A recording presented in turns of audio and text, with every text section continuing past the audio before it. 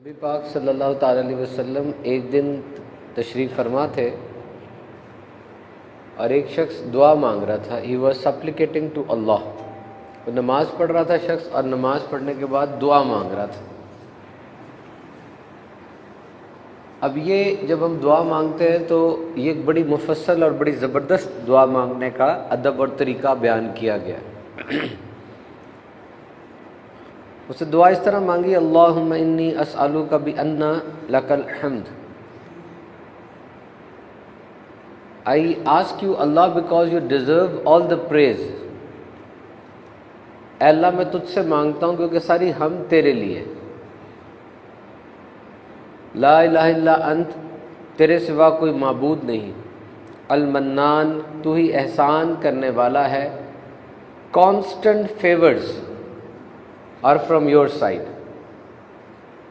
Badie السماوات والارض، آسمانوں اور زمینوں کو پیدا کرنے والا ہے. کچھ بھی نہیں تھا، تو نے زمین کو پیدا کیا، تو نے جنتوں کو پیدا کیا. بغیر کسی مثال کے تو پیدا کرنے والا ہے.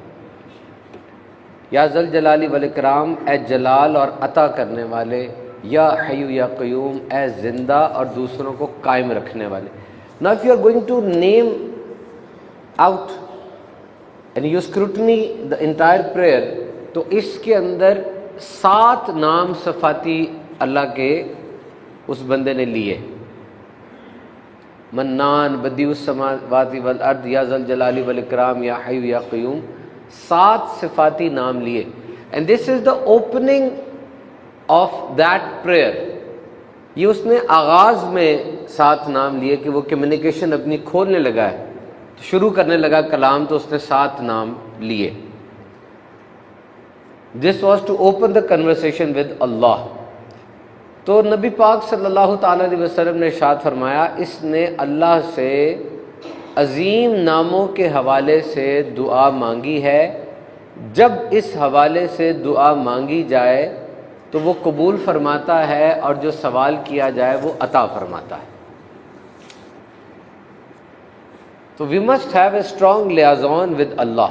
اللہ کے ساتھ مضبوط تعلق رکھنے کے لیے دعا ایک بہت بڑا ہتھیار ہے.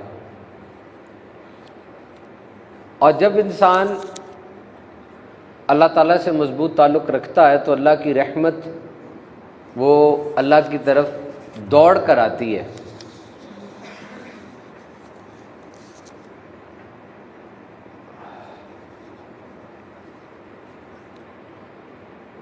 حدیث پاک میں آتا ہے، اگر کوئی آدمی صحرا میں سفر کرے اور اونٹ پہ اس کا سفر جاری ہو، کھانے پینے کا سامان بھی اس کے پاس ہو،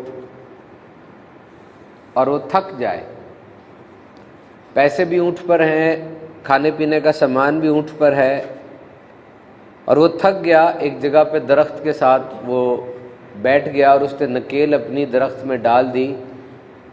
آنکھ لگی تو جب وہ جاگا تو اونٹ نہیں تھا، غائب تھا. اب آپ سوچیں وہ کتنا پریشان ہو گیا ہوگا. صحرا اتنا لمبا ہے، وہ پیدل بھی کہیں نہیں جا سکتا، اور اب وہ موت کا انتظار کر رہا ہے، بالکل مایوس ہو گیا. ایسی حالت میں اچانک اونٹ اس کے سامنے کھڑا ہو جاتا ہے.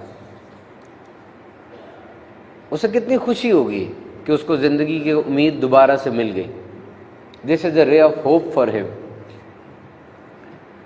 تو رب کا فرمان ہے کہ جب میرا بندہ، بالخصوص کوئی بھگوڑا غلام، وہ توبہ کرتا ہے تو میں اس بندے سے زیادہ خوش ہوتا ہوں. جیسا وہ بندہ اونٹ کو دیکھ کر خوش ہوا تھا، اس سے زیادہ خوشی مجھے ہوتی ہے جب کوئی بندہ مجھ سے توبہ کر لیتا ہے.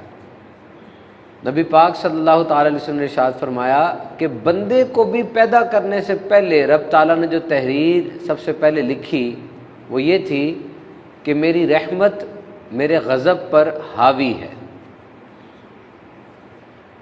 میری رحمت میرے غضب پر حاوی ہے.